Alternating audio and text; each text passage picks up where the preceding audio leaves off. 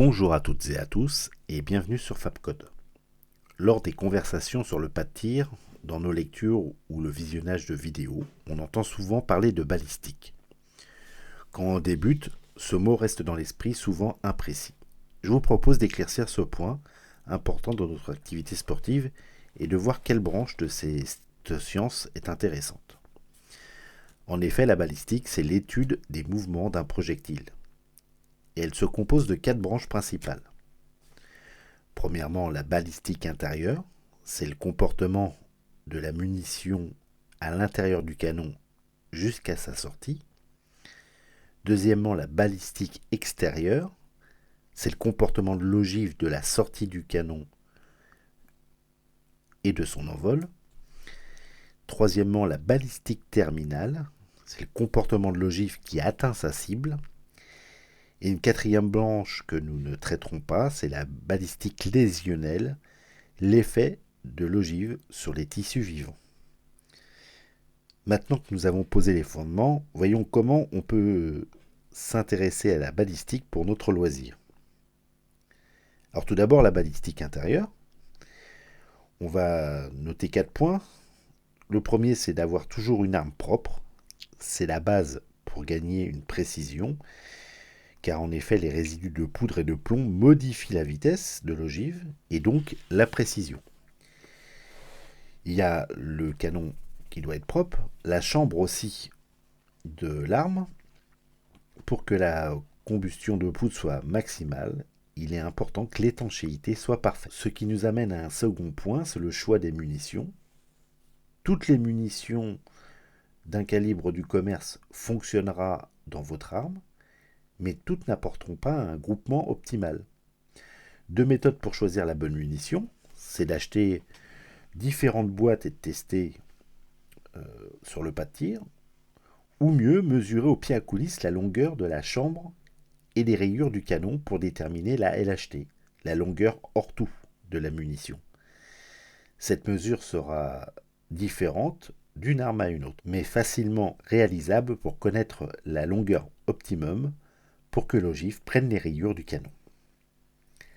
Un troisième point lié au second, c'est la température. Plus il fait froid, plus le risque que la poudre brûle moins efficacement quand on percute la cartouche. Là encore, le choix de la munition est important, car si la poudre brûle moins, la vitesse chute.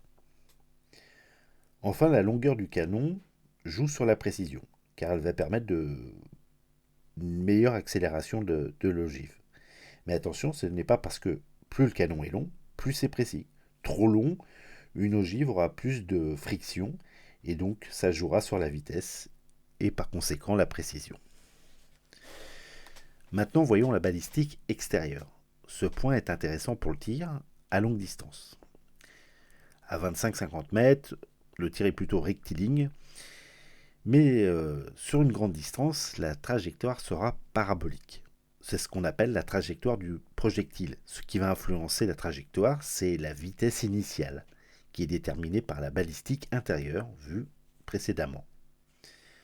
L'environnement aussi joue un grand rôle, le vent qui a pour conséquence de faire dévier l'ogive, mais aussi la résistance dans l'air, et ce point est intéressant sur le choix de la forme de l'ogive, pour avoir un meilleur coefficient de pénétration dans l'air en réduisant sa résistance. L'altitude et la température jouent aussi. 2 notions plus techniques, c'est l'effet Coriolis, la rotation de la Terre, mais là on s'adresse à des tirs de très très longue distance, de plusieurs centaines de mètres, avec des calculs plus touchy, et l'inclinaison de la cible. La balistique terminale, c'est la notion de groupement. Le groupement, c'est la proximité des impacts lors de tirs successifs. L'ogive à l'impact va se déformer selon si on est sur une cible papier ou métallique. Sur une cible papier, il y aura une pénétration. Sur une cible métallique, l'ogive va se déformer ou risque de rebondir à cause de l'énergie résiduelle ou cinétique au moment de l'impact. D'où le choix des munitions et la mise en place de la sécurité sur le pas de tir. En conclusion, que retenir de la balistique ? Sans compliquer cette science, elle permet de mieux comprendre le tir, du moment où on percute la munition jusqu'à l'impact. Elle permet aussi de déterminer quelle munition est adaptée à son arme, de comprendre l'influence de l'extérieur sur le parcours de l'ogive et donc d'améliorer ses résultats en cible. En espérant avoir éclairé cette question, merci de votre visite et à bientôt sur Fabcon.